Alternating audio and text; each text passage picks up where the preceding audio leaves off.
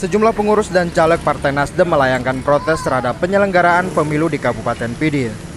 KIP Pidi dinilai telah melakukan kecurangan berupa penggelembungan suara untuk memenangkan salah satu partai politik. Pengurus Partai Nasdem Kabupaten Pidi merasa dizalimi oleh keputusan KIP dan Panwaslu setempat. Menurut pengurus Partai Nasdem, modus yang dilakukan oleh penyelenggara pemilu berbentuk penggelembungan suara terhadap semua partai. Masing-masing partai mendapatkan tambahan suara puluhan bahkan ratusan.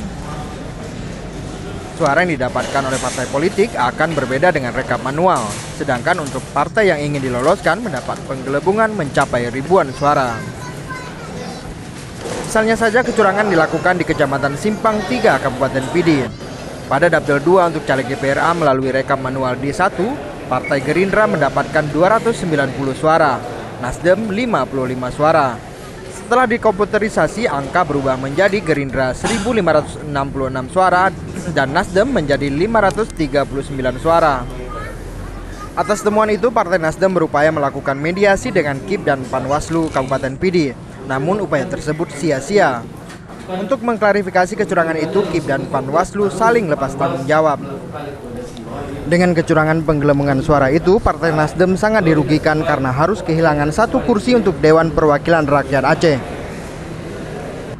Sebelumnya dari hasil perolehan suara dari data Form C diprediksikan Partai Nasdem mendapatkan satu kursi di Dapil 2 Kabupaten Pidi dan Pidi Jaya.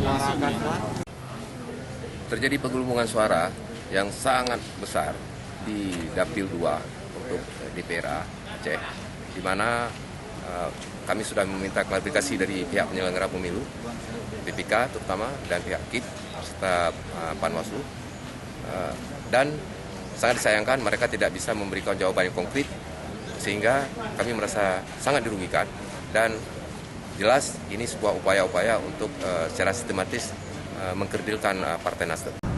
Dari Kabupaten Pidi, Ilham melaporkan untuk Aceh Video.